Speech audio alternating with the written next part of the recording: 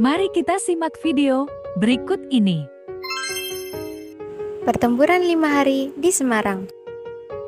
Tahukah kamu mengenai tentang pertempuran 5 hari di Semarang? Peristiwa pertempuran 5 hari di Semarang adalah sebuah bentuk perlawanan dari sisa-sisa pasukan Jepang kepada Tentara Keamanan Rakyat atau TKR. Pada saat itu memang masih banyak tentara Jepang yang berada di Indonesia dan bekerja di berbagai pabrik Indonesia. 14 Oktober 1945, para tawanan Jepang yang bekerja di pabrik gula Cepiring akan dipindahkan ke Bulu. Tetapi di tengah perjalanan mereka kabur, rakyat Semarang berusaha melawan dan meminta Jepang untuk menyerahkan senjatanya. Namun Mayor Kido menolak sehingga pertempuran masih berlanjut. Para pemuda Semarang kemudian berdiskusi di Rumah Sakit Burusara dan merencanakan mencegat dan memeriksa mobil pasukan Jepang yang lewat di depan rumah sakit tersebut. Namun, tiba-tiba pasukan Jepang melemparkan serangan tidak terduga yang menahan anggota polisi istimewa yang menjaga reservoir Siranda di Candi Lama atau tempat sumber air minum warga Semarang. Bahkan, kabarnya pada saat itu air ledeng di Candi Lama telah diracuni oleh pasukan Jepang. Oleh karena itu, rakyat menjadi gelisah. Dr. Karyadi, Kepala Laboratorium Dinas Burusara Semarang, ingin mengecek persediaan air tersebut.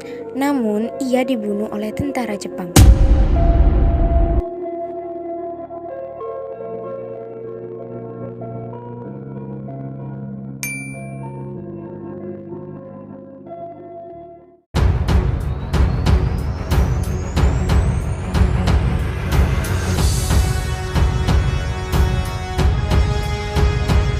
(15 Oktober 1945) pukul 3.00 waktu Indonesia Barat. Setelah berbagai ketegangan yang terjadi antara militer Jepang dengan para pejuang rakyat Semarang membuat militer Jepang membulatkan tekadnya untuk menyerang Semarang. Pasukan Kido Butai yang dibantu dengan batalion Jepang lainnya termasuk rakyat sipil Jepang turut dipersenjatai untuk melakukan serangan. Dalam pertempuran, Jepang memulai menyerang Semarang dari dua arah. Dalam serangan dadakan yang dilakukan oleh Jepang, mereka berhasil menangkap Gubernur Wongsonegoro.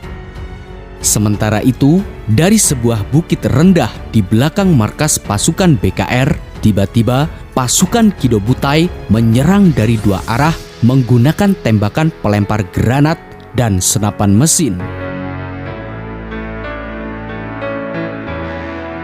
Setelah melawan selama setengah jam, pasukan BKR kewalahan menghadapi serangan tentara Jepang dan kemudian pasukan BKR meninggalkan markas untuk menghindari kepungan tentara Jepang.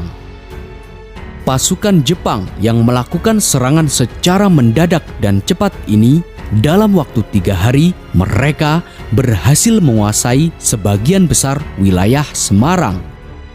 Banyak para pejuang yang gugur dan dihabisi oleh para pasukan Kido Butai. Bahkan pasukan PMI atau Palang Merah Indonesia juga tidak dapat bergerak leluasa untuk mengevakuasi mayat dan korban yang terluka.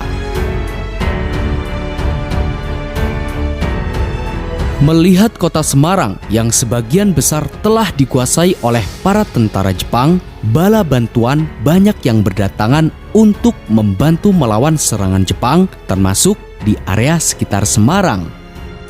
Pasukan BKR juga berhasil mengadakan konsolidasi untuk mendapatkan bantuan dari wilayah Jawa Tengah lainnya.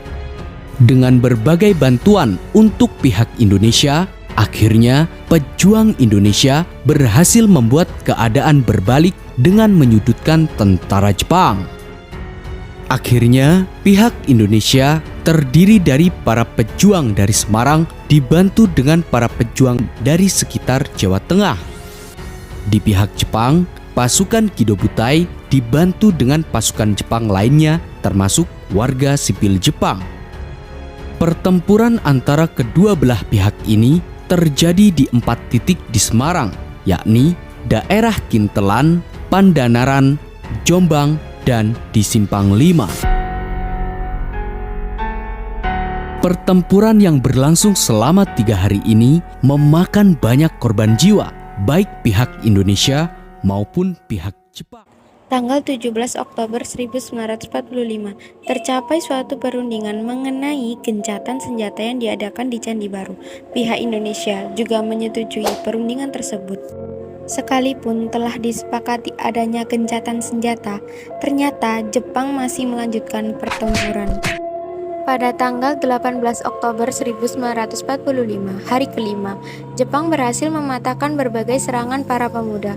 Pada hari itu, telah datang beberapa utusan pemerintah pusat dari Jakarta untuk merundingkan soal keamanan dan perdamaian di Semarang. Tokoh yang hadir dari Jakarta waktu itu adalah Kasman Singodimedjo dan Sartono, sedangkan tokoh dari Jepang yaitu Jenderal Nakamura. Kemudian dilanjutkan perundingan untuk mengatur gencatan senjata. Nakamura mengancam akan mengebom kota Semarang apabila para pemuda tidak mau menyerahkan senjata paling lambat tanggal 19 Oktober 1945 pukul 10. Wongsonegoro terpaksa menyetujui dengan membubuhkan tanda tangan pada perjanjian itu. Tanggal 19 Oktober 1945, tentara sekutu masuk ke Semarang.